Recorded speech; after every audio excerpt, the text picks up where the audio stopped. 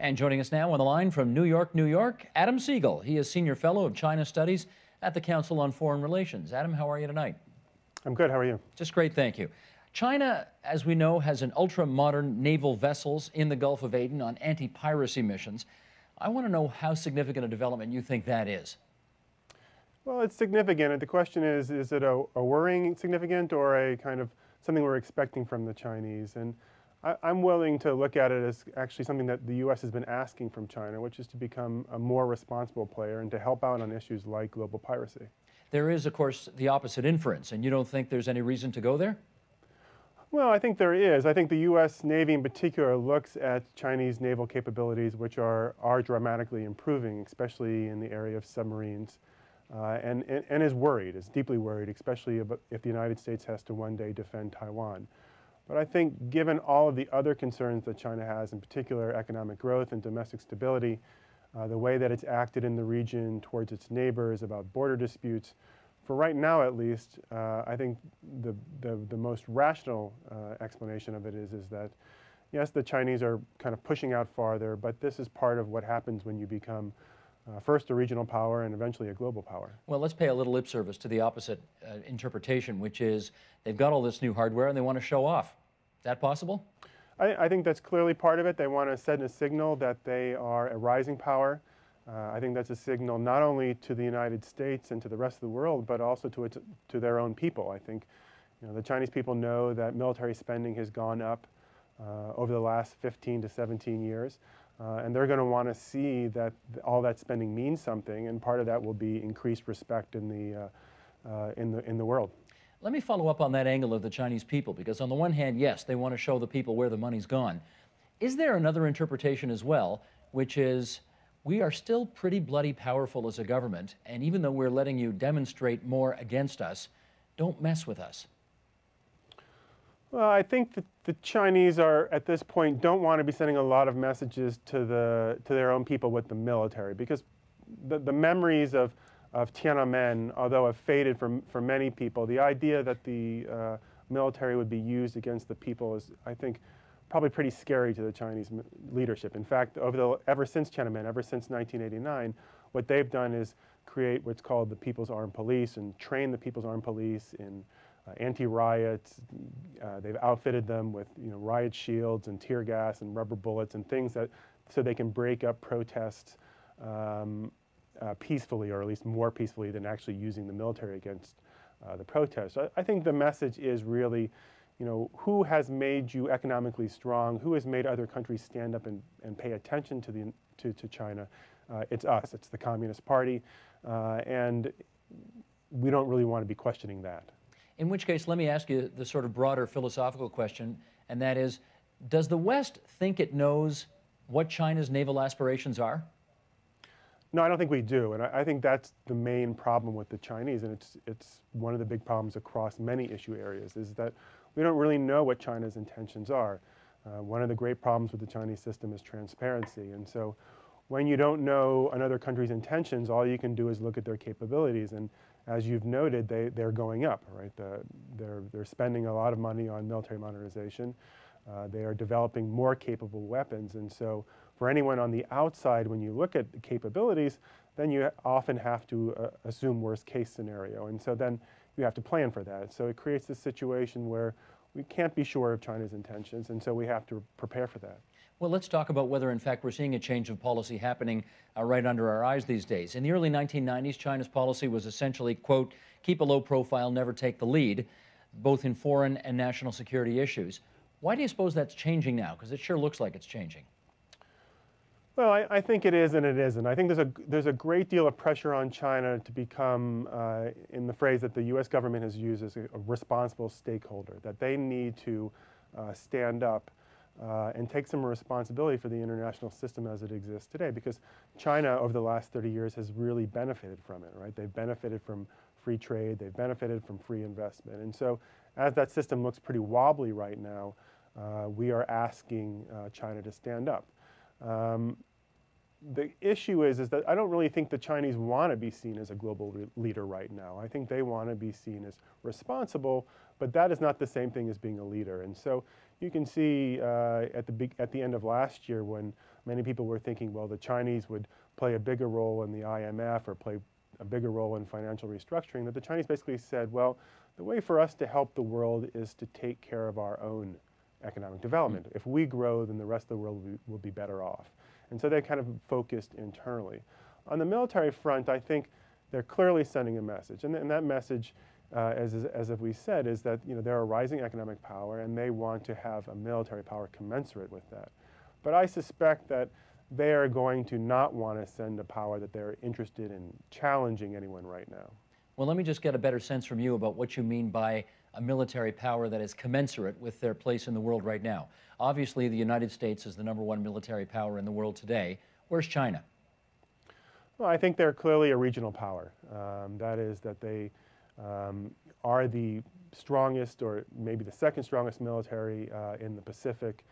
They're slowly developing the capabilities to project farther out from the Pacific, farther out towards the Western Pacific, where the United States mainly operates, and also, as we've seen, into Southeast Asia, into the Indian Ocean, and even farther out into the Gulf of Aden with this anti-piracy action. But they are still a regional power. China does not have the ability to conduct the kind of operations that the U.S. military can. Maybe not the ability, but we still don't know if they have the aspiration, do we?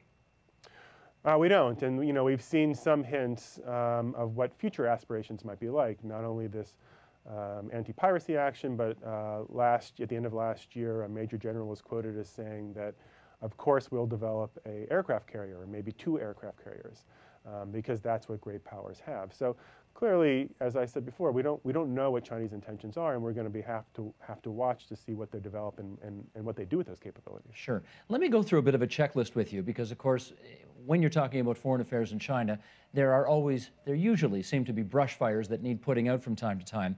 But as you look at relations with Taiwan right now, pretty calm for the moment. Relations with other countries in Asia, pretty good, improving at the moment. Border disputes, Tibet, for example, pretty calm at the moment. How does all of this play into China's desire to expand its military? Well, I think it reinforces the sense that Chinese foreign policy goals are still actually primarily domestic focused, in the sense that improve relations with Taiwan, a willingness to negotiate on the border issues with many of their neighbors. That all comes from a sense at the highest level of the Chinese leadership that the most important thing is economic development, and what China needs most is peaceful development. Now, clearly there are parts in the Chinese leadership and maybe even the Chinese military itself that doesn't necessarily agree with that message, that they might think that China needs to take a more aggressive line, and that's, we can see in the case of Japan. So Japan and China have had a dispute over possible gas wells in the East China Sea. Very recently, both China and Japan agreed to kind of set that dispute aside and explore together. But when the Chinese leadership went to visit Japan, very soon before that trip was to happen, two Chinese research vessels, as the Chinese called them, were found in Japanese waters. And those aren't really research vessels, they're probably Chinese naval vessels. And so the question in Japan, at least, was, well, are the Chinese trying to send a message? Is there some faction within China trying to send a message? So again, this question of intention always comes up when you look at China. Mm-hmm. Adam, let me ask you about the new administration in your country and how much of an eye it's got on China right now. Obviously, the administration is supremely focused on turning around the economic situation. But besides that, how much attention do you think they have right now for the issues around China? I think a great deal. I think primarily because economic issues are so tied up with China these days. And we saw in Secretary Geithner's confirmation hearing, there was a kind of misstatement about the renminbi issue and the president's view, and the Obama administration had to backtrack. In his written statement, Secretary Geithner had something that said that the president sees China as manipulating its currency. Well, that is not actually the official view of the Obama administration. They had to do some explanation. Let me ask you to look inside the Chinese military establishment if you can. Is there, I mean, in the same way we used to try to analyze, are there hawks and doves inside the old Soviet system? Can you look inside the Chinese system and find hawks and doves as well? There seems to be, or at least there are things that we can't explain very well without kind of relying on hawks and doves. And one of them is the example I just gave of diplomatically, China seems to want better relations with Japan. At the same time, you have these two research vessels showing up in Japanese water. We also had the case with the USS Kitty Hawk last year, which had been at one point told that they could dock in Hong Kong for Thanksgiving, and then quickly the message was a no. So we don't know if there was a kind of confusion between the foreign ministry and the military, or if there was some message being sent. So given the size of China, given the size of the Chinese military and all of these different interests, it would be very surprising if there were not different views about how China should confront the United States and how China should think about its rise more broadly. Sure, I take your point, but I wonder if one of the interpretations people are taking in the United States to all of the showing off of this new hardware and all of the investments in new military technology is that somehow the hawkish wing of China's military is in ascension at the moment. Well, I think people that interpret the Chinese military tend to be hawkish themselves. I mean, that's their job, right? To kind of think about what the worst case scenarios are, and there's plenty of evidence, right? Not only these naval incidents we've been talking about, but it seems clear that Chinese hackers are constantly trying to break into U.S., European, other networks, governments, companies, to steal industrial espionage, all of these things. So I think there is plenty of evidence that there is a aggressiveness going on, at least from the Chinese military. I don't see any evidence that the hawkish wing is ascended, in the sense that I think we still have a pretty good sense that the party, the civilian leadership, Hu Jintao and Wen Jiabao are still in control.